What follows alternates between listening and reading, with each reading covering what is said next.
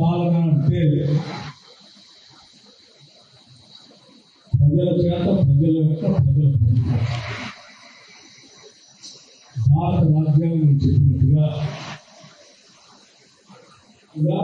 ప్రజాపాలన వ్యతిరేకంగా భావించాలి. అలా భావించవద్దని ఈ రాష్ట్రంలో ఉన్నటువంటి అందరూ కూడా ప్రజాస్వామ్యాన్ని, ప్రజాపాలనని, ప్రజాప్రభుత్వాన్ని కోరుకుంటున్నారని మేమంతా భావిస్తూ ఈ ప్రభుత్వం ఈరోజు ప్రజాపాలన దినోత్సవంగా సెప్టెంబర్ 18 ప్రకటించి ముందుకు పోతా ఉన్నాం. ఆయా జిల్లాలకు సంబంధించినటువంటి మంత్రులు,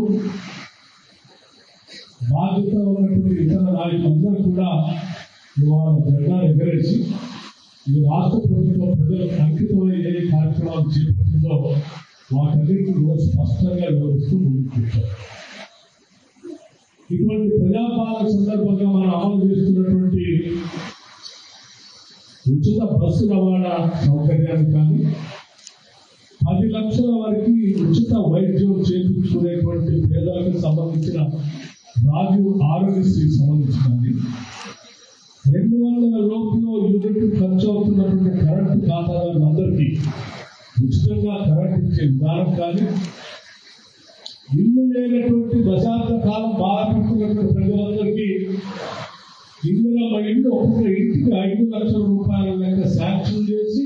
ఎస్సీ ఎస్టీలు ఇంకొక ₹1,00,000 యాడ్ చేసి 6 లక్షల రూపాయలు ఇచ్చేటువంటి కార్యక్రమాన్ని ప్రారంభించేటువంటి ప్రభుత్వం ఆలోచన కానీ, లేకపోతే సిలిండర్ ధర 1200 దాకా ఉంటే ఆ భారాన్ని తగ్గించి రాష్ట్ర ప్రభుత్వం మిగతా డబ్బులు కడుతూ 500కే మహిళలకి అర్హత కలిగిన కుటుంబాలకు ఉచితం 500కే సిలిండర్ ఇచ్చే విధానం కానీ,